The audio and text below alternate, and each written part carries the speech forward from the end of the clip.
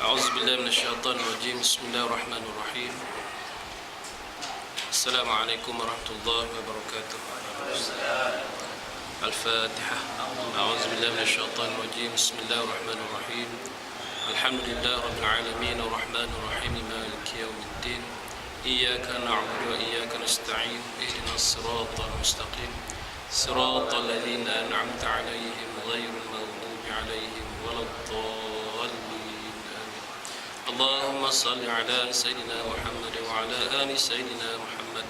اللهم صل على سيدنا محمد وعلى آل سيدنا محمد. اللهم صل على سيدنا محمد وعلى آل سيدنا محمد.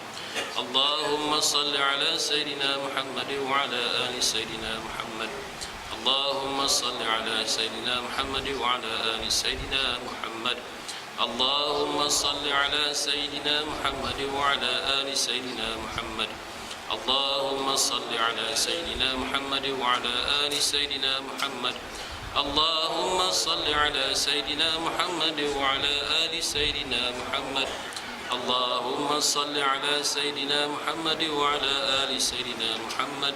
اللهم صل على سيدنا محمد وعلى آل سيدنا محمد.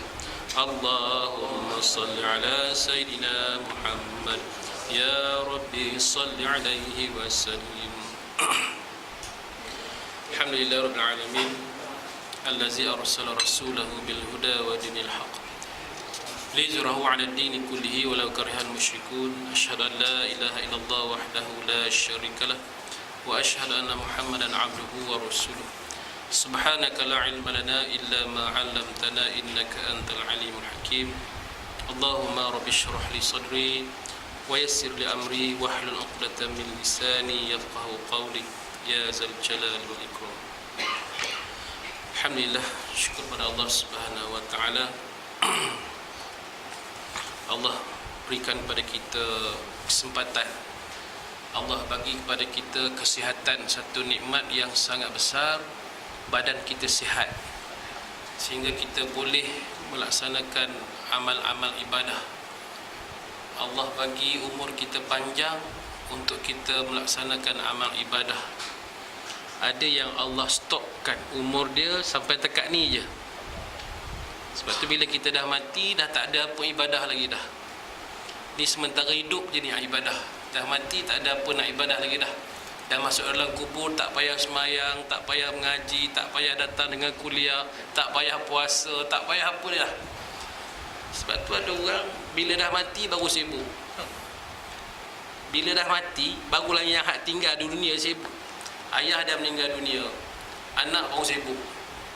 Tu tanya ke ustaz, boleh tak ustaz saya nak buat korban untuk ayah saya. Ayah ke mana? Ayah dah meninggal lah. La ilaha illallah. Berapa tahun ayah hidup? 75 tahun. 75 tahun hidup, tak sempat seekor lembu pun nak korban, tak sempat satu bahagian pun nak korban. Alangkah malang nasib kita. 75 tahun hidup, tak sempat pun kaki pijak ke Mekah, tak sempat pergi haji, tahan lagi tak sempat pergi umrah. Umrah pun tak sempat. Alangkah ruginya umur yang panjang Allah beri kepada kita, kita tidak isi dengan amal ibadah. Sebab itu, apa maksud umur panjang? Umur panjang bukan nombor 75, 85, 120 umur dia. Umur yang Allah bagi, amalan kita buat, kita isi dengan baik. Walaupun umur kita 40 tahun, tapi 40 tahun tu kita isi dengan amal-amal ibadah yang baik, insya-Allah itu dikatakan umur panjang. Dan bila kita dah meninggal dunia, orang selalu sebut lagi kita. Cuba lihat ulama-ulama terdahulu. Sampai hari ini kita masih baca kitab karangan Imam Al-Ghazali rahimahullah ta'ala. Imam Ghazali dah tak ada dah, tapi umurnya panjang. Sampai hari ini dok ada lagi. Sampai hari ini kita masih mengkaji kitab-kitabnya lagi. Tu umur panjang. Kita baca karangan Profesor Dr. Hamka. Umur Hamka dah tak ada dah, meninggal dunia dah, tapi umurnya panjang. Dia dah tak ada tapi namanya disebut lagi. Kita baca karangan ulama-ulama itu dahulu, pada Syekh Ahmad, Syekh Abdul Samad Al-Falimbani. Tu kitab yang kita baca, kitab penawar bagi hati. Kitab tasawuf, basic pada tasawuf. Tahun berapa tu? Tahun 26 tak silap. Lebih kurang 1946, 1964. Dah lebih kurang 50 tahun kitab tu masih diulang cetak sampai sekarang. Agak-agak kita ni tuan-tuan, kalau kita mati besok, agak-agak ada tak cucu kita sebut nama kita? Kalau anak cucu sebut pun kira alhamdulillah dah. Takut anak cucu pun menyampah dah. Dia kata, atuk aku dulu lah, kata kedekut pahit nyampah aku dengan atuk aku. Kalau sampai tahap tu berat kita tuan. Itu sebabnya istilah umur yang Allah bagi ini dengan kebaikan-kebaikan setiap hari. Setiap hari kita cuba baiki diri kita. Saya nasihat pada diri saya dan juga tuan-tuan semua, supaya kita sentiasa mengisi kebaikan-kebaikan setiap hari yang Allah berikan umur kita. InsyaAllah malam ni kita sambung pada ayat 147, masih surah Al-Baqarah, juzuk yang kedua. 147 ayatnya pendek saja. Bismillahirrahmanirrahim. Al-haqqu min rabbik fala takunanna minal mumtarin. Al-haq, satu kebenaran. Kebenaran itu adalah daripada Tuhan engkau. Min rabbik, benda benar daripada Allah. Fala takunanna minal mumtarin. Oleh sebab itu, janganlah engkau masuk golongan orang-orang syak dan ragu-ragu. Bila kita duduk dalam kebenaran, kita tak perlu bimbang, sebab backupnya adalah Allah Ta'ala. Yang tak benar, maka backupnya adalah syaitan. Sebab tu kalau kita dengar orang menipu, orang cakap bohong, dia punya bohong dia macam real. Hebat dia punya realnya. Jadi bohong real itulah daripada syaitan tu. Dia punya reka cerita tu, reka sampai kita percaya. Bila kita percaya, maka pembohongan tu syaitan bagi idea kat dia. Oh, syaitan ni hebat, syaitan punya ganggu, subhanallah. Dia punya gangguan dia sampai dia kata dia lah orang yang benar. Kisah bagaimana Syekh Abdul Qadir Al-Jalani.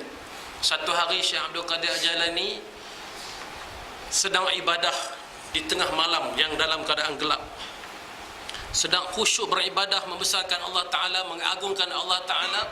Tiba-tiba ada satu cahaya. Cahaya yang sangat terang benderang suluh kepada Syekh Abdul Qadir Jalani.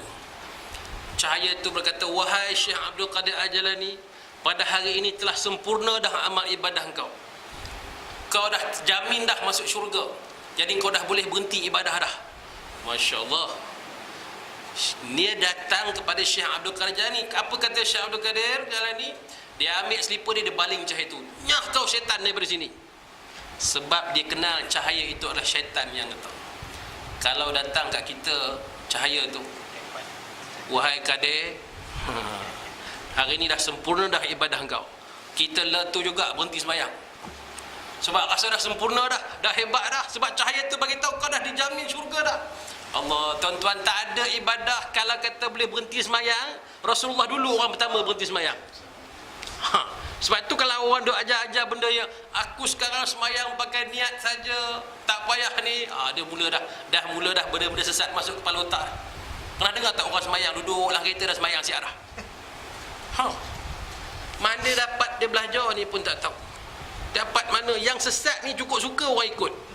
Yang orang nak sesat, biarlah dia sesat, tak apalah. Tapi yang pengikut sesat ni, sebab yang benda benar, al-haqqu min rabbik, daripada Tuhan kamu. Benda benar ni benda Allah Ta'ala.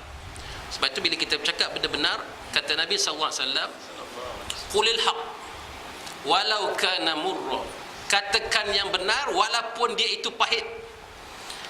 Benda benar ni dia pahit, orang tak boleh terima, kenyataan tak boleh terima, macam-macam orang bangkang, orang kata tak kena, sebab nak sebut benda benar. Sehingga Nabi kata qulil haq, katakan benda itu benar. Walau kana murra, walaupun orang marah, walaupun orang benci, walaupun dianya pahit, tapi tetap kena berkata benar. Yang inilah dipesan, wa tawasau bil haq wa tawasau bis, berpesan-pesanlah dengan kebenaran. Sebab itu kadang-kadang kita nak bercakap, ustaz bercakap pun orang marah juga. Ni mengaji tafsir ni tak senang. Tafsir ni dia pergi kiri kanan habis semua. Sebab kita menafsirkan wahyu Allah. Yang kita tafsir tu tak sampai lagi apa yang sebenarnya Allah Ta'ala kehendaki. Yang Allah maksudkan sebenarnya hanya Nabi Muhammad SAW. Hamba Allah yang tahu segala-galanya apa yang Allah maksudkan. Turun kepada para sahabat, turun pada tabi'in, turun pada tabi'in lagi, turun lagi. Agak-agak daripada Rasulullah sampai sekarang dah berapa ribu tahun dah? 1435 5 tahun dah 1400 lebih dah Rasul tinggal kita. Sekarang kita baca kitab tafsir, agak-agak berani nak baca kitab tafsir Al-Quran, nak terjemahkan apa yang Allah sebut. Jangan buat pasal, tuan-tuan. Apalagi kita nak sebut bab-bab yang hak milik Allah Ta'ala, jangan buat pasal. Sebab itu dia kena mahir betul-betul dalam bahasa Arab sekurang-kurangnya, kena tahu kaedah-kaedah bahasa Arab. Bila Allah Ta'ala sebut benda ini kalimah Allah, jangan tersalah kita mentafsir.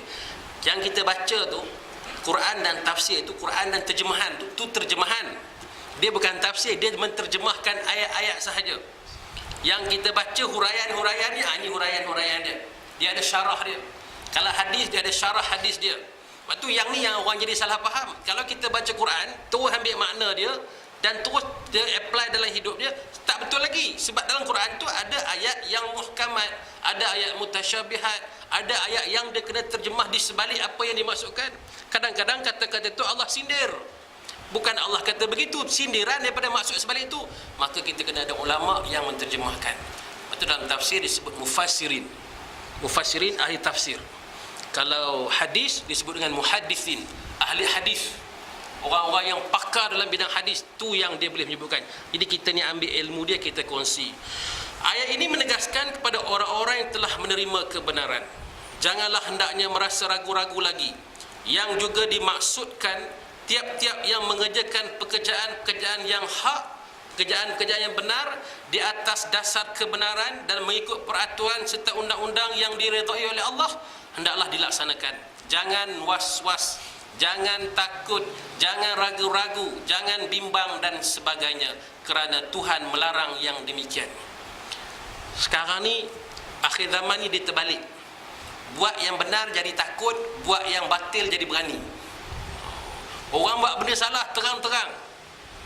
Tuan-tuan tengok, dulu-dulu kalau orang nak minum arak menyorok-menyorok, benda batil, benda salah, nak minum arak menyorok-menyorok, tak berani minum terang-terang.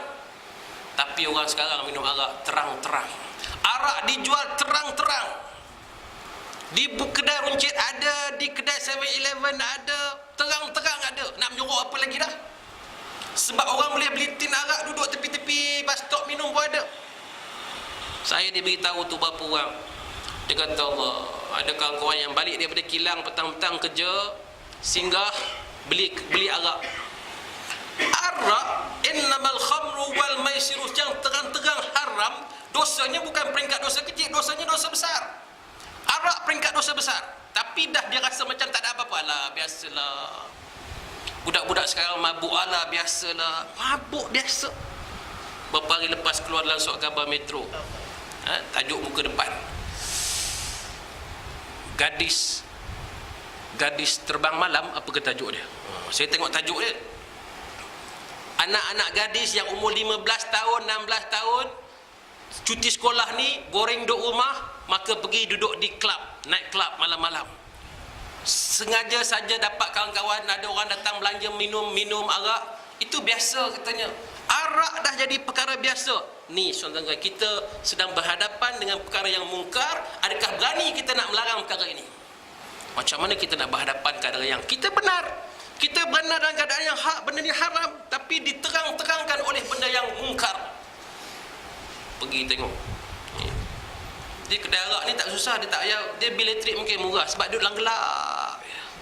Kedai arak kan gelap, lampu pun sama-sama, sikit je pakai lampu kecil je, entah berapa watt lampu dia. Duduk dalam gelap semua, nampak pula arak tu. Lepas tu dia punya bunyi gedung dalam tu, Masya Allah. Ni sekarang orang promosi. Tuan-tuan tengok di tepi-tepi jalan pun ada kain kentang gantung. Ladies night. Hari apa ladies night? Macam tahu. Hari Rabu, ustaz tahu ada kain kentang tulis, siap tulis offer, 1 jak berapa, kalau 2 jak berapa, offer terang-terang benda yang haram. Macam mana sekarang kita berhadapan? Inilah umat Islam hari ini berhadapan dengan perkara-perkara mungkar terang-terang, dan perkara mungkar itu kalau dah dianggap perkara yang remeh, perkara yang biasa, maka tunggulah, kata Allah, aku kirimkan azab pada kamu. Maka Allah kata, kuntum khaira ummatin ukhrijat linnas ta'muruna bil ma'ruf wanhana 'anil munkar.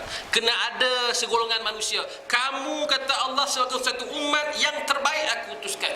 Di kalangan manusia inilah yang terbaik. Umat Nabi Muhammad sallallahu alaihi wasallam.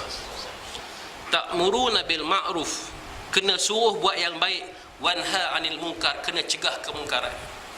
Sebab itu dalam perintah buat baik cegah mungkar ni perintah yang sama-sama serentak.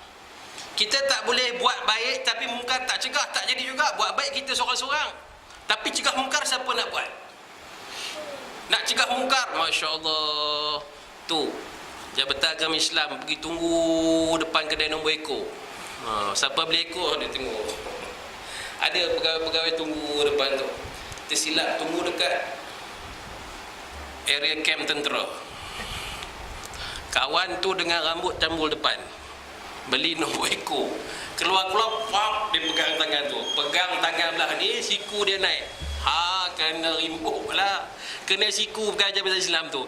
Ya Allah, macam tu ke cara kita nak tangkap orang minum arak ni? Macam mana nak buat? Ditulis depan tu, umur 18 tahun, dilarang untuk ni. Jadi orang kita sekarang, dia tak takut dengan benda ni semua. Sebab hukum Allah dah tak ada. Hukum Allah yang sebenarnya. Apa hukuman pada orang minum arak? Kena sebat. Cuba sebat tengok. Tak akan berani orang minum arak terang-terang. Tak akan berani orang main judi. Innamal khamru wal maisir, ni judi. Dua-dua ni dosa besar. Kumpulan-kumpulan ni dosa besar. Tapi itulah keadaan sekarang. Kita dalam berhadapan dengan yang perkara benar, kita jadi pengecut. Kita jadi takut nak cakap benar. Lepas tu kita jaga hati.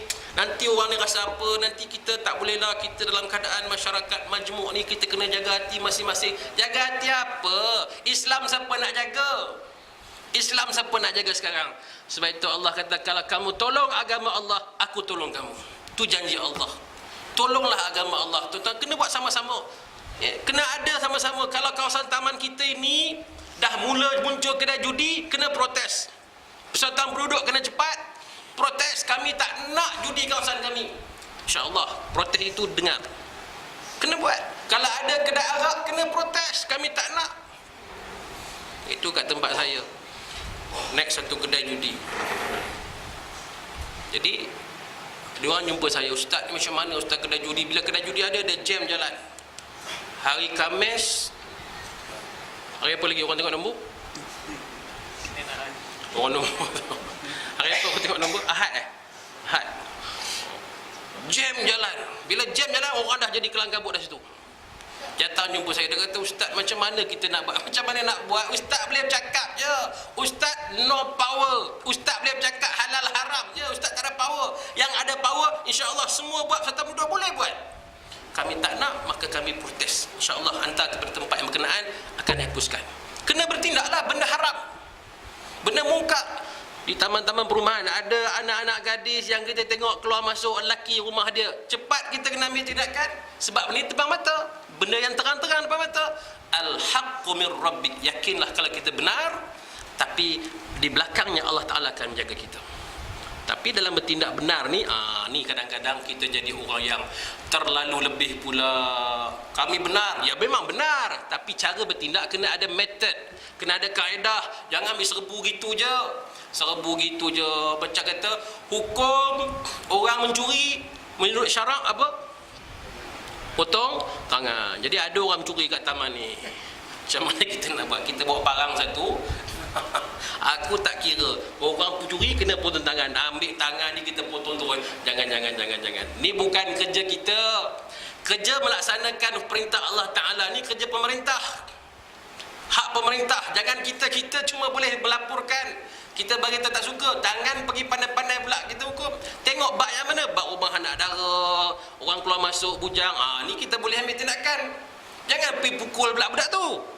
Pergi nasihat. Kan Islam tu wal mau'izatil hasanah, dengan nasihat-nasihat yang baik. Nasihat dulu, panggil dia, slow talk dengan dia. Ni kaedah.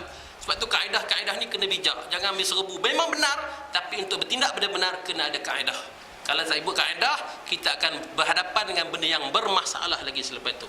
Baik. Allah Ta'ala menghendaki kita ikut peraturan dan undang-undang yang diredai oleh Allah Ta'ala. Allah marah, Allah larang kalau kita takut untuk menyatakan benda yang benar. Oleh sebab adanya keraguanlah, segala usaha yang nak dilaksanakan akan menjadi gagal walaupun ia merupakan hak dan kebenaran. Bila nak bertindak, kita ragu-ragu, kita bimbang, kita takut. Bila kita takut, maka dia akan jadi rosak. Tuan-tuan bayangkan, kita nak cari pahala mudah dan nak cari dosa pun mudah. Contoh ginilah, kita nak masuk daripada pintu depan taman kita ini, kita naik satu signboard. Signboardnya mudah saja. Mudah saja. Allah melihat apa yang kita buat. Cukup. Semua orang masuk taman terbaca, Allah melihat apa yang kita buat. Masya Allah. Bukankah itu dakwah? Bila nak masuk daripada kawasan taman kita, subhanallah, walhamdulillah, Allahu Akbar. Kan ada kadang-kadang kita lalu dekat jalan-jalan, kita nampak tu, bila ternampak perkataan subhanallah, tak terkeluarkan mulut kita sebut, automatik mulut kita subhanallah. Bayangkan berapa ramai yang orang lalu menyebut subhanallah. Siapa yang buat tu, pahala ganjaran melimpah-limpah dekat dia. Nak dapat pahala cukup senang, dan nak dapat dosa pun senang juga. Tu yang kita tengok iklan-iklan, tengok iklan shampoo, rambut dia pusing. Tu semua nak cari dosa belaka. Tak ada satu kata-kata dakwah yang mengajak orang ingat Allah. Kita kena buat supaya manusia ingat pada Allah Ta'ala. Silakan untuk berdakwah dengan cara yang daripada Allah benar. Jangan takut, jangan ragu, sebab ragu itu menyebabkan gagal usaha-usaha yang kita nak sampaikan dakwah kita. Ragu. Bila nak buat benda baik, ragu. Nak datang semayang, ragu. Nak duduk sah depan, ragu. Oi, dia kata nanti duduk sah depan garang, imam pula tak datang. Dia kalau pakai handsome je, pakai smart je, berbutang kat atas ini pula, pusing kiri, pusing kanan, ada janggut pula sikit, confirm boleh jadi imam. Jadi pusing kiri, pusing kanan, imam pula tak datang, itu hujan lebat. Jadi orang tengok tak ada orang lain dah, engkau lah orang yang paling layak sekali. Tolak ke depan. Bila tolak ke depan, dia kata, minta maaf, aku tak boleh, aku tak berani jadi imam ni, tak boleh. InsyaAllah boleh. Yang belakang, rapatkan saf. Kau bayangkan macam mana rasa yang kawan di depan tu. Rapatkan saf dah, tak boleh berundur dah. Nak undur kawan semua belakang dah. Allahu Akbar. Ragu nak jadi imam.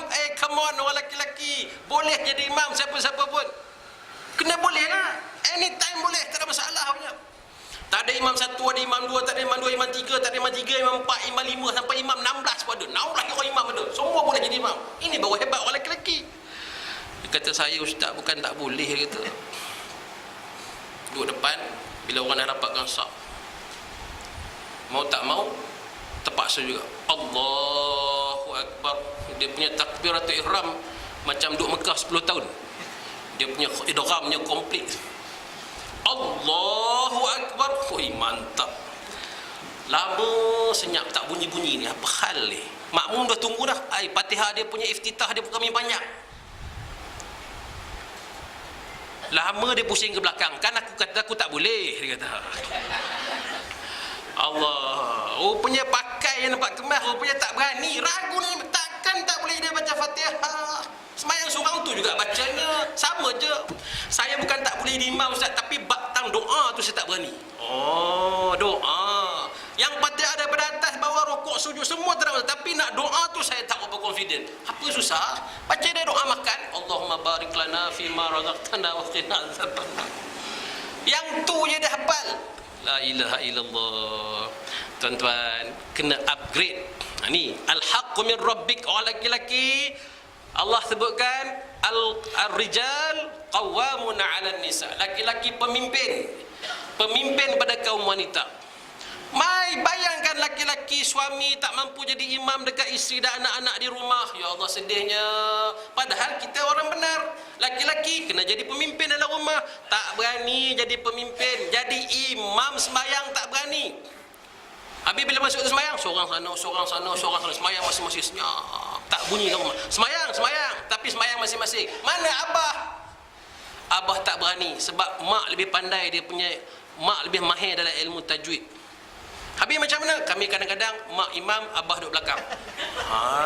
Ustazah sekalipun belakang. Bab jadi imam laki-laki. Ar-rijalu qawwamun 'ala nisa. Ini kita duduk yang benar. Kenapa kita takut? Kenapa tak boleh jadi imam? Masya Allah.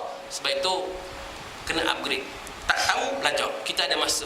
Allah bagi Allah bagi kita masa, Allah bagi kita tenaga, Allah bagi kita duit, Allah bagi kita rezeki, Allah bagi kita tubuh badan yang sihat. InsyaAllah kena sama-sama kita buat. Kena. Baik, ingat benda yang benar, jangan bimbang sebab backup dia Allah Subhanahu Wa Taala. Ayat yang berikutnya, walikullin wijhatun huwa muwalliha fastabiqul khairat aynama takunu ya'ti bikumullahu jami'a innallaha ala kulli syai'in qadir. Bagi tiap-tiap umat ada kiblatnya. Walikullin wijhatun huwa muwalliha, ada kiblatnya, ia akan menghadapinya. Fastabiqul khairat, berlumba-lumbalah kamu pada mengerjakan kebaikan. Ainama takunu, maukah di mana saja kamu berada, niscaya Allah akan menghimpunkan kamu sekalian pada hari kiamat. Ya'ti bikumullahu jami'a. Kamu ada dekat mana, laut, sungai, darat, dalam tanah, semua Allah akan kumpulkan besok di hari kiamat. Ish. Ada orang mati, dulu-dulu orang pergi Mekah, dia mati dan dia naik kapal. Orang naik kapal, agak-agak kalau mati dia tahu kat mana? Laut lah. Hak laut tu akan jumpa balik besok hari kiamat. Hari kiamat berkumpul balik semua. Allah kata aku kumpulkan semua balik semua. Sejak daripada zaman Nabi Adam AS sampailah Rasul terakhir Muhammad SAW, Nabi kita, Allah kumpulkan semua sekali. Daripada kumpul ramai-ramai itu, macam mana nak kenal umat Nabi ni? Mana satu umat Nabi tak kenal ni? Maka ditanya, wahai Rasulullah, mana umatmu wahai Rasulullah? Nak kenal mana Muhammad umatmu? Nabi kata, senang je nak kenal umat aku. Tu yang putih-putih bercerah bercahaya-cahaya itulah semua umat aku. Yang putih-putih bercahaya tu semua umat aku. Yang hitam-hitam tu bukan umat aku. Yang mana yang putih? Yang anggota-anggota wuduknya itu terserlah. Sebab itu wuduk ni tuan-tuan, dia akan menjadi cahaya esok di hari kiamat. Dia akan jadi membantu kita mengenali umat Nabi Muhammad sallallahu alaihi wasallam. Anggota wuduk ini dia tidak terbakar api neraka. Anggota wuduk inilah yang mengenali siapa umat Nabi Muhammad, siapa bukan umat Nabi. Sebab itu bila ambil wuduk, jangan kedekut air. Jangan kedekut nak basuh. Bila ambil wuduk basuh betul-betul. Ini basuh muka. Sudah. Ni tak kena. Macam ni ya. Allah, basuh betul-betul muka daripada atas sampai ke bawah dagu, anak kiri, telinga kanan, anak kiri bau, sapu, habis semua. Tunggu 3 kali basuh betul-betul, tak apa. Pelan-pelan. Sebab syarat untuk sempurna solat kena sempurna wuduk. Kalau tak sempurna wuduk, maka jawabnya solat pun tak sempurna. Sebab tu kita kata, kenapa solat tak sempurna? Sebab wuduk kita tak sempurna. Basuh betul-betul tangan, sini siku, memang sampai siku, lebihkan sampai ke atas ni pun tak apa. Basuh betul, gosok jari-jari semua basuh. Kiri basuh betul-betul, gosok betul-betul. Di sini tangan ni dia ada liang rongga bulu roma yang akan menjadikan buih-buih udara kat sini. Kalau kita tak gosok, tak boleh.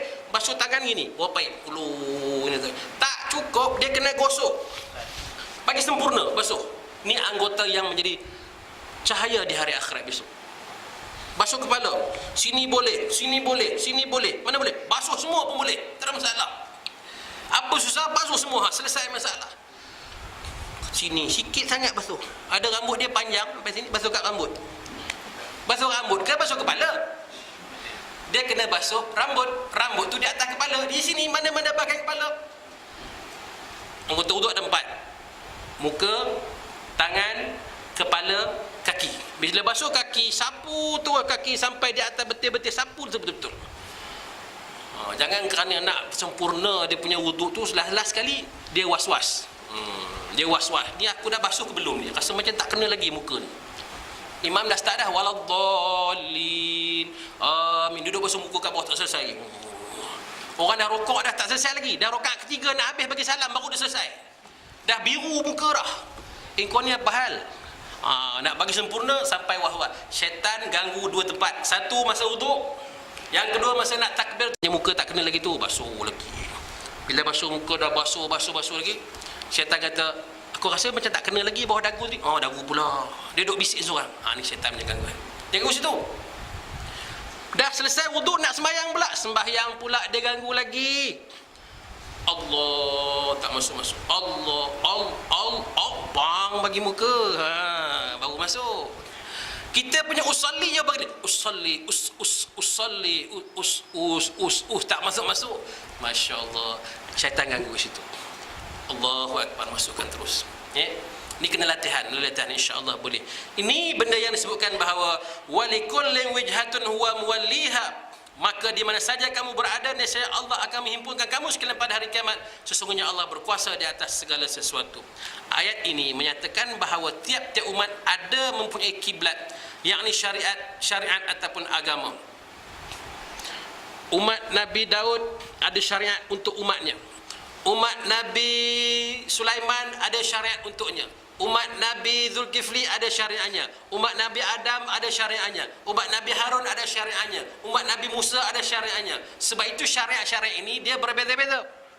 Syariat yang paling lembut sekali adalah syariat Nabi Muhammad SAW. Ni kita ni paling lembut sekali. Allah, kita baca dalam riwayat kisah Nabi Musa yang paling popular kita jumpa. Kita baca Nabi Isa AS. Taubat, kalau nak bertaubat zaman Nabi Musa AS, hukum dia kena bunuh diri baru Allah terima taubat. Kalau tidak, Allah tak terima taubat. Allah, macam mana nak bunuh diri sendiri ni? Kan berat tu, syariat macam tu. Kalau kau buat salah, kau nak bertaubat, kena bunuh diri. Jadi berimpun semua kat satu kawasan, duduk dalam gelap, duduk dalam kawasan-kawasan padang. Ni nak bertaubat. Allah datangkan awan yang gelap, segelap-gelap awan, sampai tak nampak dah. Orang ni tentu, orang ni sentuh, lama-lama angkat parang, pakak-pakak saling berbunuh-bunuhan. Bila habis selesai bunuh, awan pun cerah. Tengok 70,000 orang mati. Nak selesai taubat syariat kita. Zaman Nabi Nuh AS, kalau Allah dah murka, Nabi Nuh, Allah datangkan air bah, tenggelam habis. Tenggelam habis, walaupun isteri sendiri, isteri Nabi, Allah nak bagi tahu bahawa ada di kalangan manusia isteri sendiri tak taat kepada Allah Ta'ala pun ada. Allah nak bagi tahu isteri Firaun bukan mengganas lagi, tapi isteri Firaun ahli syurga. Allah nak bagi tahu bahawa walaupun suaminya jahat, tapi ada isteri yang taat. Ni syariat masing-masing. Sebab tu kita tak mampu ikut syariat-syariat yang Nabi dulu-dulu. Sebab tu kalau sekarang ni zaman Nabi Muhammad SAW, ada lagi orang ikut syariat Nabi Isa. Tu yang datangnya Kristian. Dia ada Protestan, ada Katolik. Ni kau ikut syariat mana ni? Aku ikut yang dulu punya, yang Nabi Isa. Ni kau umat mana ni? Umat Nabi Isa dia kata, 500 tahun dulu ni, ada lagi. Macam mana kau boleh ikut benda yang lama ni? Benda yang dah tak ada dalam buku. Dia kena kaedah kitab dia begini.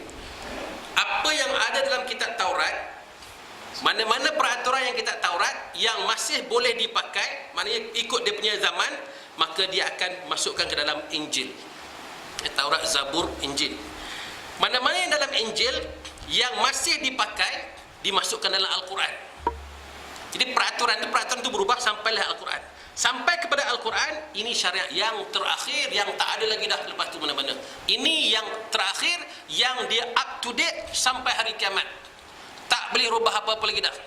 Jadi kalau ada orang yang pakai lagi kitab Injil, maka kitab tu dah tak pakai dah. Contoh dia, sekarang 2014, baru 2-3 hari masuk 2014. Tiba-tiba ada orang pakai kat pejabat peraturan tahun 1985. Engkau ni faham ke tak faham? Ni tahun berapa ni? Tahun 1985 dia kata masih valid apa? Out of date. Dah tak boleh pakai lagi dah. Sebab itu, mana-mana yang menggunakan kitab yang dulu, Injil apa semua tu, automatically dia terhapus dengan sendirinya. Tak ada lagi dah. Yang ada kebenarannya adalah Al-Quran. Tiap-tiap umat ada syariat dan ada agamanya. Maka mereka melaksanakan syariat ini ikut perintah, ikut aturan yang diturunkan. Aturan Allah Ta'ala bagi umat Nabi ni begini caranya. Aturan umat Nabi ni begini caranya. Maka sampailah kepada kita aturan umat Nabi Muhammad SAW. Kena solat. Umat dulu tak ada solat. Kena puasa kita sebulan. Umat Nabi Musa 40 hari. Kena zakat. Dulu tak ada zakat. Zaman Nabi Adam AS, macam mana Allah terima? Allah terima zakat yang mereka berikan antara Khabil dan Habil. Allah kirimkan api menyambar, sup terus ambil. Itu tanda Allah terima. Kalau sekarang dibuat macam tu tuan-tuan, tahu kat padang tu, siapa yang Allah terima, sup api sampai lari selera kita. Tapi syarat kita pergi bayar zakat, keluarkan zakat, punya melembut lagi. Allahu Akbar. Sembahyang bukan main lembut lagi, Allah bagi ganjarannya pahala sembahyang. Cuba hebatnya sembahyang ini, syariat untuk sembahyang umat Nabi Muhammad SAW adalah syariat yang sangat-sangat membersihkan diri kita. Syariat yang cukup ada peraturan. Cuba bayangkan orang-orang yang bukan Islam, orang kafir, dia tak ada apa nak buat. Orang Islam makin berumur, makin tua, makin segak dia dengan Allah Ta'ala, makin diberi perhatian. Di kalangan manusia, kalau dia taat kepada Allah Ta'ala, manusia hormat dia. Di sisi Allah, Allah kasih kepada orang tua ini. Di sisi manusia yang mana lagi? Semua orang sayangi orang tua yang tetap dengan ajaran agama Islam, taat beribadah. Kata Allah dalam hadis kursi, kalau ikutkan murka aku, kalau ikutkan marahnya aku kepada manusia ini, dah aku hancurkan dah bumi ini. Tapi kerana aku masih melihat lagi ada orang-orang tua yang berulang alik ke rumah Allah, ada orang-orang tua yang beristighfar mohon ampun pagi dan petang di rumah Allah, yang itu menyejukkan kemurkaan aku, kata Allah. Kita kena terima kasih pada orang tua-tua ni yang menyelamatkan kita, tuan-tuan. Kalau ikut kata Allah, kemurkaan aku dah aku hancurkan dah. Aku melihat ada lagi binatang-binatang yang melata di muka bumi mencari makan. Ada binatang melata mencari rezeki. Itu sejuk kemurkaan Allah. Aku melihat anak-anak kecil yang menyusu dari ibunya. Yang tu sejuk kemurkaan Allah. Kita tak tahu rupanya anak kecil yang menyusu itu menyebabkan kemurkaan Allah tak jadi. Allah jadi sejuk tengok itu. Tapi orang sekarang tak suka lagi susu anak. Dia bagi lembu susu anak dia, maka datanglah susu lembu, anak pun jadi. Tuan-tuan kata, saya tak kata. Mana lagi binatang-binatang melata? Habis dah projek-projek perumahan ditarah sama gunung bukit bukalah. Dah projek dah tak ada dah. Mana binatang-binatang pun lari dah. Takut-takut kemurkaan Allah Ta'ala sampai. Kalau orang tua tak suka pergi rumah Allah, tak suka lagi berulang alik ke rumah Allah, tunggulah murka Allah akan sampai. Tu indahnya dalam masyarakat kita ni, ada orang tua-tua. Ni syariat. Cuba tengok orang muka Islam yang tua-tua, dia jadi macam mana? Yang tua-tua jalan pergi balik. Kalau dia kaya boleh tahan lah. Kalau dia susah, anak-anak pun tak mau tengok lagi dah dia. Dia dah tok ke tepi dah. Dia carilah makan seorang-seorang. Nak pergi masjid, dia tak ada masjid. Nak pergi Mekah, bukan tempat dia. Larat nak pergi tembok besar negeri China, nak naik lagi. Tak lagak dah. Apa ibadah dia boleh buat? Tak boleh buat apa. Tapi Islam, subhanallah, indahnya, makin kita berumur, makin hebat Allah bagi kepada orang tua-tua dalam Islam. Sebab tu tuan-tuan, ni syariat. Sebab tu bila kita syariat, dia merupakan satu perintah Allah Ta'ala, aturan Allah yang dikhususkan tiap-tiap umat itu. Masing-masing menghadapinya sungguh-sungguh untuk menjalankan programnya. Maka dianjurkan supaya mereka berlumba-lumba kepada berbuat kebaikan, yakni ke jalan mentaati Allah Ta'ala.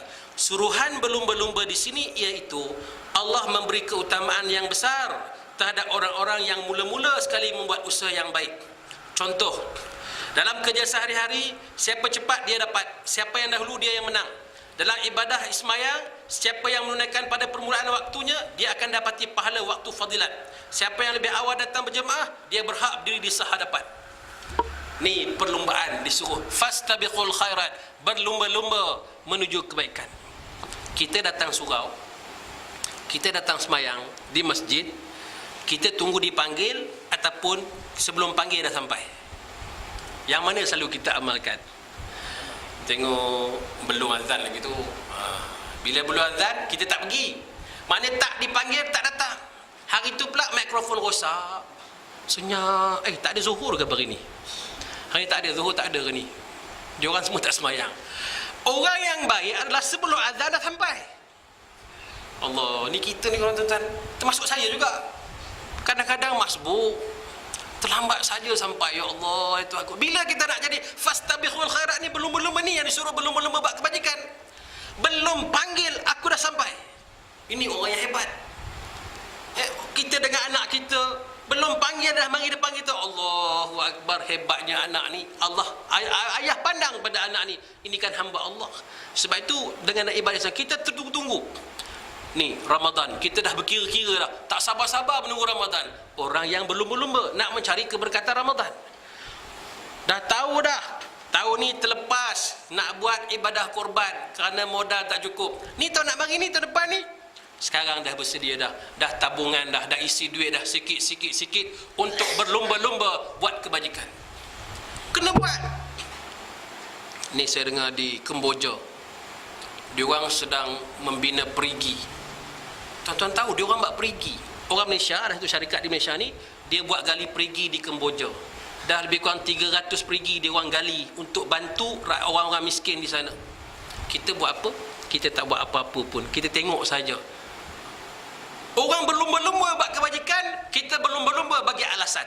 Sebab tu dalam hidup kecemerlangan, orang nak cemerlang, no reason. Jangan bagi alasan. Kita kena cari jalan. Orang selalu gagal dalam hidup sebab dia suka bagi alasan. Bila alasan dia bagi, maka gagallah dalam hidup. Semua alasan. Apa benda dalam hidup ni yang tak ada ubat tu? Nyamuk, ada ubat nyamuk, kaya tokek gila ubat nyamuk. Gigi, ada doktor gigi, kaya doktor gigi tu. Telinga, ada doktor yang bahagian telinga, hidung, kerongkong semua ada. Hebat doktor tu, jadi spesialis pakar dia. Apa tu? Tikus, ada ubat tikus tak? Ada orang buat ubat tikus. Kaya raya, kerana tikus je kaya dia. Belum belah lembu lagi, tikus je kaya. Ubat cicak dia ada, ubat semut ada. Semua ada, orang cari cerita. Dan itu orang cari kehebatan dalam hidup. Ada saja yang dia buat, Masya Allah, kaya-kaya dia boleh cipta. Tapi kita jadi tukang beli, kita jadi tukang merungut. Banyak cicak lah kat rumah ni. Mana ubat itu? Nyamuk ada ubat, cicak ada ubat, lipas ada ubat. Ada spray tu. Kan? Orang buat ubat nyamuk dulu pakai ubat nyamuk yang melengkor-lengkor. Ingat zaman ubat nyamuk berlengkor-lengkor yang berasap hidung-hidung tu. Apa ke nama ubat nyamuk tu? Cak ikan mas. Lepas tu next sikit mosquito. Bukan shelter ni yang cak gajah tu, apa nama? Fomakila. Lepas tu dah moden sikit, tak pakai yang berasap dah, yang pakai spray pula. Oh, siapa yang ada spray kat rumah tu, canggih lah. Baygon. Ingat lagi? Tu yang nak spray pewangi, tersilap spray, Baygon spray kat baju. Shelter. Allahu Akbar. Siap iklan tu ini. Shelter. Ya, ada iklan dia tu. Berapa dapat bayaran tu? Kerana nyamuk sahaja, innallaha la yastahi an yadriba mathalan ma ba'udatan fama fawqaha. Allah tak malu pun nak bagi perumpamaan seperti seekor nyamuk. Nyamuk saja orang jadi hebat. Ni yang duk spray sekarang, spray ubat nyamuk apa namanya, bawaan vektor ni pasal denggi pun semua ni. Spray. Dia orang cakap denggi pun tak kisahlah yang asap tu, sebab dia dah immune dah lali dah punya. Dia nak ubat baru lah dia kata. Apa pula ubat nak bagi lagi? Nak berasap macam mana lagi dah? Tak mau lagi dah. Denggi serang habis-habisan. Nyamuk saja kita tak boleh nak lawan. Lalang yang tumbuh rumput, orang cipta pula racun rumput pula. Semua ada benda-benda yang masalah akan ada penyelesaian. Orang cemerlang, dia fikir untuk mencari penyelesaian. Orang gagal, dia fikir mencari alasan. Sebab tu kenapa kita gagal? Sebab kita suka bagi alasan. Stop bagi alasan, cari jalan sekarang ni. InsyaAllah kita jadi orang yang hebat. Ni disebutkan fastabiqul khairat. Belum buat kebajikan. Ada dengar majlis nak buat malam minggu, ada ceramah, ada kuliah. Siapa nak berlumba-lumba buat kebajikan? Siapa pun tak teringat nak bawa air secerik. Air ustaz ni lah, air masak ni. Air sejuk, mana-mana ceramah air sejuk je bagi. Syukur ya syukur. Ada fresh orange ke watermelon ke. Jangan kopi janda, jangan.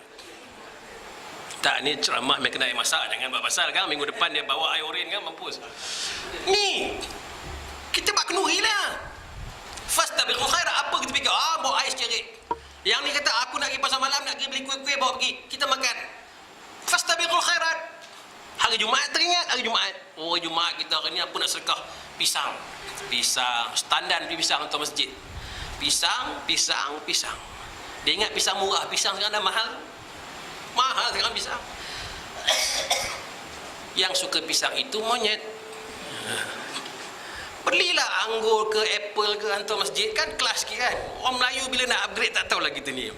Boleh, pisang pun boleh, ada berkat. Memanglah berkat. Sedekah lain-lain pula.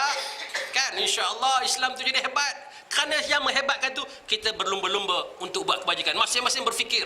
Apa lagi nak dibuat untuk jemaah kita? Apa lagi nak bantu surau kita? Apa lagi nak bagi orang ramai untuk datang? Macam-macam berfikir. Bukan AJK je fikir. Semua kita berfikir untuk kemajuan orang umat Islam kita. Semua orang.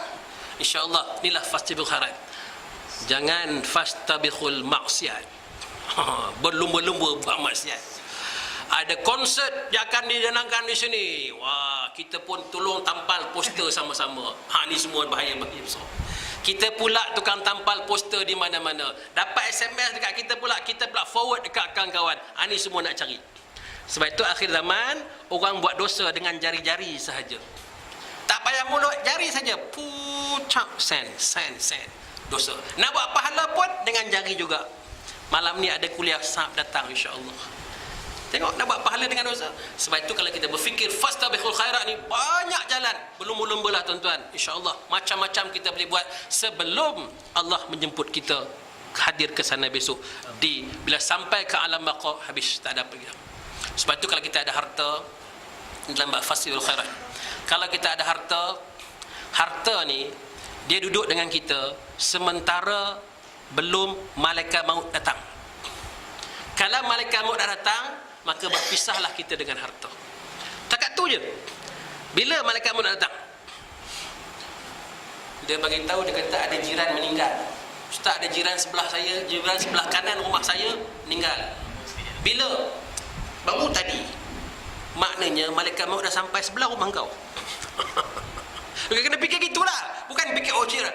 Maknanya malaikat maut dah datang sebelah rumah kau, selangkah lagi sampai rumah kau. Gua terfikir balik kan. Tidak ada cerita orang tu meninggal, orang ni ada lupa. Dekat taman kita ada orang baru meninggal. Kau kena tahu taman tu gak engkau duduk. Malaikat maut dah datang kat taman tu, dah survey dah. Nama kau cuma tak naik lagi ni. Macam itulah umpamanya. Jadi masa bila sementara ada harta di tempat kita, di tangan kita ni, wa anfiqu mimma razaqnakum, infakkanlah rezeki yang Allah berikan kepada kita sebelum datang ajal yang Allah cakap. Masa tu tak ada apa lagi dah. Itu yang saya sebut pada awal tadi. Kita ada harta kita tak guna untuk kita sampai ke tanah suci Mekah. Sayangnya kita kita ada tanah bereka-reka tanah, jualah satu untuk pergi umrah. Nak tunggu haji lambat lagi 40 tahun 48 apa ke 2048. Kalau daftar sekarang bila dapat haji? 2050. Allah, siapa pergi dulu tak tahulah. 2050. Tapi tak apa, daftar aja dulu. InsyaAllah, mana tahu ni kehendak Allah. Kehendak Allah, Allah nak jemput kita sampai dulu menjadi tetamu Allah. Jangan bosan, kalau gini tak payah daftar langsung. Kalau tak daftar langsung tak ada. Tahu apa yang Nabi kata dalam hadis? Orang yang bila keluar daripada rumah untuk mengerjakan haji ataupun umrah, bila dia keluar saja daripada rumahnya, keluar nak pergi ke airport saja, kata Nabi SAW, gugurlah dosa-dosanya seperti mana gugur daun-daun daripada pohon. Baru keluar daripada rumah sampai airport, meninggal dunia, dah gugur dosa-dosa dia dah. Sebab tu kena daftar, kena ada niat untuk pergi. Kena ada niat. InsyaAllah bila kita dah berniat, Allah dah bagi satu benda kat kita, kelebihan. InsyaAllah Allah akan tambah rezeki-rezeki untuk kita. Itu janji Allah Subhanahu Wa Taala. Fastabiqul khairat, berlumba-lumbalah buat kebajikan. Kita jadi orang yang awal datang ke surau, tiap-tiap hari boleh buat baik. Tiap-tiap hari ada peluang untuk berlumba-lumba kebajikan. Tiap-tiap hari untuk buat kebaikan ada di mana-mana. Bukan hanya di sini. Tengok kawan makan di pejabat, kita tengok ada satu meja tu 4-5 orang makan. Tak apa, hari ni saya nak belanja. Kalau rajin belanja satu kantin tu terus. Satu meja jadilah 4-5 orang lah. Berapa sangat lah, RM10 tak apa saya bayar. InsyaAllah. Dapat pahala. Ni nak belum buat kebajikan. Kita mengutip di mana-mana ada saja. Kadang-kadang pahala ini depan mata kita. Kita tak perasan. Ni disebut dengan ladang pahala depan mata, tapi kita sia-siakan pahala itu. Sebab tu disebutkan bahawa apa saja yang kita buat suruhan berlumba-lumba ialah Allah beri keutamaan yang besar pada orang-orang yang mula-mula sekali membuat usaha yang baik. Kita mulakan. Sepatut orang ikut. Dulu dah dimulakan dah. kita buat kelas bacaan Al-Quran. Lepas tu tak tahu macam mana sekarang dah. Lama tak datang. Ada yang hilang, ada yang tenggelam terus. Yang malu nak mengaji Quran, bila nak jadi fastabiqul khairat, bila nak start mengaji, bila nak start betulkan. Sebab kita rasa malu dengan siapa? Sebelum Allah Ta'ala jemput kita, biar malu sekarang daripada kita malu besok hari kemudian. Tak apa, umur 40 mengaji Quran, umur 50 mengaji Quran. Saya segan, Ustaz. Segan kat siapa? Saya segan dekat orang-orang. Nanti dia orang tak tahu. Engkau ingat dia orang tahu? Dia orang tu pun tak tahu juga rupanya. Kita dah ingat dia orang tahu, rupanya sama juga tak tahu. Jangan nak fikir tak tahu. Kita pergi, kita nak betulkan diri kita. Sebab sebelum Allah Ta'ala kirim malaikat maut jemput kita, kita kena berubah terus kan. Saya nasihat diri saya juga ni tuan-tuan, sebab kita kena buat hari-hari. Benda ni dia bukan azam tunggu minggu depan, tunggu tahun depan. Ni tiap-tiap hari, besok aku nak buat apa kebaikan, lusa apa aku nak buat kebaikan. Hari-hari kita kena buat kebaikan. Baik, maka ayat ini bolehlah dikiaskan. Ayat yang ke-148 tadi dikiaskan dalam segala lapangan hidup yang merupakan usaha yang baik. Bakti dan jasa adalah disifatkan sebagai medan perlombaan. Ni, kita hidup di atas satu padang yang sama rata. Berlumbalah, siapa dulu dia dapat, siapa cepat dia dapat. Sebab tu hukum dia, siapa datang cepat duduk depan. Semayang datang cepat duduk depan. Ni pelik, hari Jumaat datang cepat duduk belakang. Dia duduk kat tiang, tunggu sandor. Dia jenis pengurusi tiang. Dia jaga tiang. Lepas tu cari dinding, duduk di sandor. Tuan-tuan tahu tak, kalau kita terlelap duduk kat sandor, terlelap, kan supaya sedap sekali tidur masa khutbah Jumaat. Habis khutbah dia terlelap. Siap berengkuh. Hukum dia batal wuduk. Sebab dah bersandar. Yang tak batal wuduk dia tidur macam ni. Dia tidur dalam keadaan tetap papan punggung. Dia tak ada sandar apa-apa pun. Sampai ke bawah dah, ke lantai dah. Teruk penuh overtime malam tadi ni, tak bangun. Berengkuh lah, tak batal. Sebab dia tutup situ. Tapi kalau dah bersandar dekat tiang ke, dekat dinding ke, hukum dia wuduk sudah batal. Dan dia kena pergi wuduk semula. Siapa yang buat itu? Bila azan, bila kamat, Allahu Akbar, Allahu Akbar, kawan berdiri yang satu semayang. Dia semayang dalam keadaan tak ada wuduk sebenarnya. Ni, datang awal duduk depan. Jangan datang awal duduk belakang. Alangkah ruginya. Nabi kata, kalaulah kamu tahu kelebihan sah di depan, pasti kamu belum merangkak pun kamu nak sampai ke depan. Tapi kerana tak nak tahu dan tak mau ambil tahu, dan tahu pun saja tak nak, dia kata macam tadilah, takut orang tolak jadi imam. Tak ada siapa nak kau jadi imam Jumaat. Dah ada imam orang lantik dah, tak risau lah. Tapi jangan pula tuan-tuan pergi Masjid Al-Azim, dah ustaz ajar pergi ke depan. Hari tu pula ada kapet merah daripada ujung pintu belah kiri sampai ke depan, tempat TYT duduk. Engkau pula pergi duduk tempat TYT. Ustaz kata siapa duduk depan. TYT datang, lambat, belakang. Kau nak kena pecat keluar negeri lepas tu. Tempat bila dah ada khas tu, belakang imam tu dah ada 3-4 sejadah dah situ dah tu.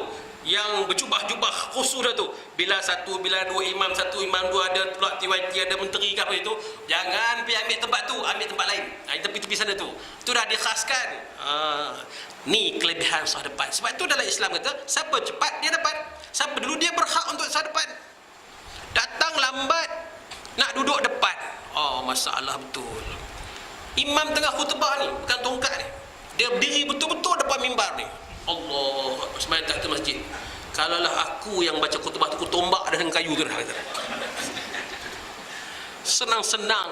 Dia duduk depan, Allahu Akbar. Ni bila duduk tengok muka duk khatib macam ni. Yang belakang terlindung dengan khutbah, dah ganggu dia ni. Allahu Akbar. Tiap-tiap minggu dia datang lambat. Baik jugalah Bilal tu, imam tu, dia tak angkat tombak tu dia bagi kan. Saya kata geram betul lah. Allahu Akbar. Datang lambat belakang, datang cepat silakan ke depan. Ni yang datang cepat pula bila bangsa, ke depan. Dia suruh orang depan. Pergi depan. Engkau, aku duduk sini, aku belakang kau depan. La ilaha illallah. Punya tak tahu Macam orang suruh naik bas tu. Yang jual tiket bas. Pernah naik bas? Kenapa tak naik bas? Ipoi, Kuala Lumpur. Kau pergi mana? Aku ke sini juga. Tak ke mana-mana. Orang dah naik bas Kuala Lumpur, Ipoh. Dia duduk situ juga. Macam itulah orang tu tadi. Orang dah pergi mana-mana dah. Dia duduk situ juga rupanya. Balik rumah. Kuala Lumpur dah pergi Johor Bahru sampai Kuala Lumpur. Dia jual tiket je rupanya kat situ je. Sibuk sungguh dia. Ni pergi semayang dia pun macam tu juga. Depan. Dia tak ke mana-mana, dia duduk situ juga. Subhanallah. Dia punya tak tahunya fastabiqul khairat. Maka tuan-tuan, ni ada sikit sebanyak ilmu. Lepas ni kita berazam, kita nak duduk sah depan. Kenapa? Sebab sah depan ni berbeza. Memang pun dah segi logik gua, kita duduk depan, kita tak nampak apa, nampak batu je. Nampak batu straight di depan. Fokus kita, konsentrasi kita, kita punya istiqamah insya-Allah, kita punya khusyuk kita dapat kita takkan. Tapi kalau dah duduk sah depan belakang, sah yang ketiga, dia terganggu dia orang lain di belakang. Yang belakang pula pakai kain plekat, cop dia ke bawah. Tulisan cop tu, ni cap gajah. Yang ni cap apa? Gajah duduk. Apa ke nama cap? Macam-macam cap lah. Ismak ada macam-macam kan. Oh ni mahal sikit aku rasa ni. Allah, mata dah tengok sana. Dek kain plekat terganggu dah. Tu belum yang kawan pakai t-shirt yang tulis sewa kanopi tu. Dia pakai semayang depan, kawan belakang tu dia tulis sewa kanopi 0126.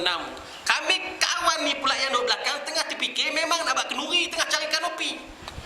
Jadi bila semayang Allahu Akbar 0126. Duk hafal nombor tu sampai tahiyat akhir. La ilaha illallah. Ni warning, jangan pakai baju-baju yang tulisan-tulisan mengganggu jemaah. Mengganggu. Kita mengganggu kat orang lain nak beribadah disebabkan kita pakai baju tulisan. Apa pun, jalan semayang ni mata dia jahat. Tulis kecil pun dia nak baca juga. Dia bangun pergi dekat sikit nak pergi tengok apa dia tulis. Persatuan apa ke, yang lagi kecil lagi mata nak pergi tengok. La ilaha illallah. Nampak tak kalau duduk sasa belakang dia akan terganggu. Yang depan ni insya-Allah dia tak ganggu siapa-siapa. Straight depan. Tak tahu depan ni dia tengok mozaik pula. Ni mozaik baru buat apa ni? Tengok sampai ke atas ni lampu macam-macam nak tengok, memang setan sungguh lah ganggu dia. Habislah semayang semua nak tengok. Tuan-tuan, fastabiqul khairat. Maka disebutkan ini dah. Maka buatlah dalam segala hal yang merupakan usaha yang baik, bakti dan yang salah disifatkan sebagai medan perlumbaan. Hendaknya janganlah kita ketinggalan dalam perlumbaan itu. Ingat bahawa di akhirat kelak Allah akan menghimpunkan segala manusia sehingga dapat diketahui siapa sebenarnya orang yang berjaya dan siapa pula yang kecewa, kerana dia berkuasa di atas segala sesuatu. Allah Maha berkuasa di atas segala sesuatu.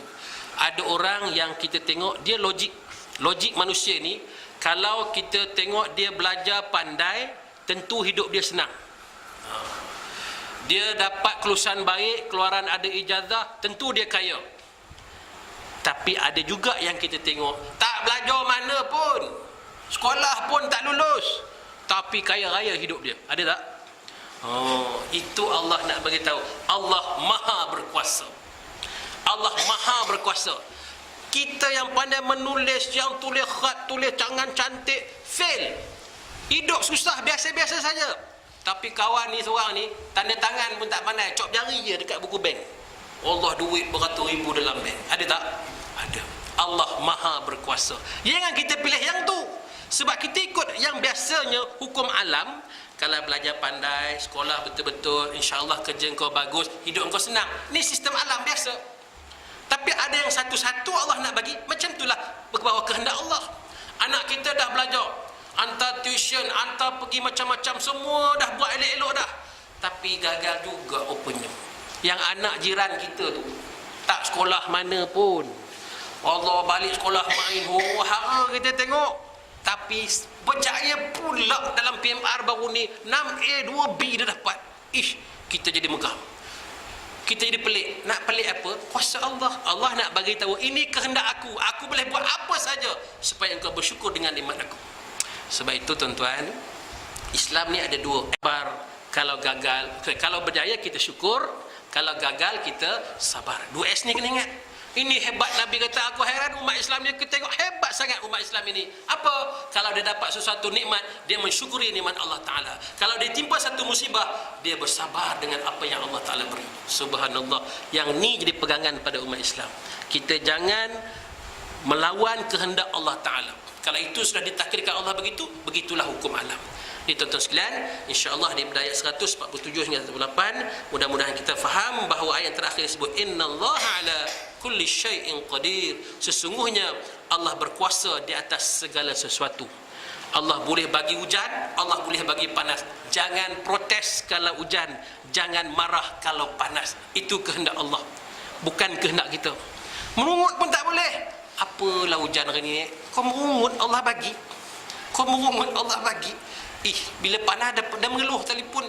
Panaslah hari ni, panas pun mengeluh juga. Masya Allah. Bukankah panas tu nikmat Allah? Bukankah kering hujan itu nikmat Allah? Orang buat sawah padi, dia nak sangat air. Orang menoreh getah, nak sangat panas.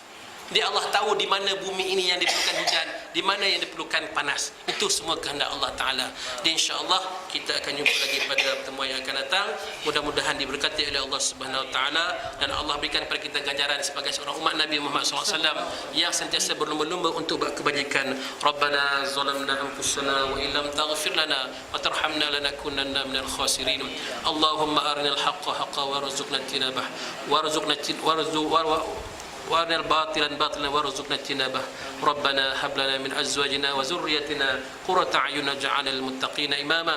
ربنا آتنا في الدنيا حسنة في الآخرة حسنة وقنا عذاب النار وادخلنا الجنة مع الأبرار يا عزيز يا غفار يا رب العالمين. سبحانك اللهم وبحمدك أشهد أن لا إله إلا أنت أستغفرك وأتوب إليك. وصلى الله على سيدنا محمد والحمد لله رب العالمين. السلام عليكم ورحمة الله وبركاته.